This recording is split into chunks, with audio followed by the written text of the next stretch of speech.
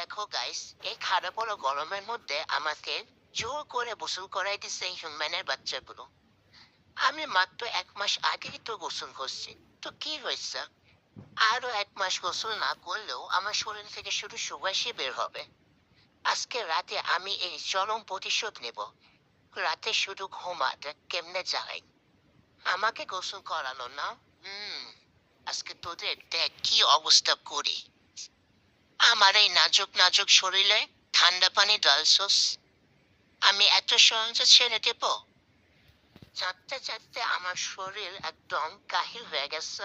মোমেনের বাচ্চা, তোর অবস্থা আমি কি যে করবো।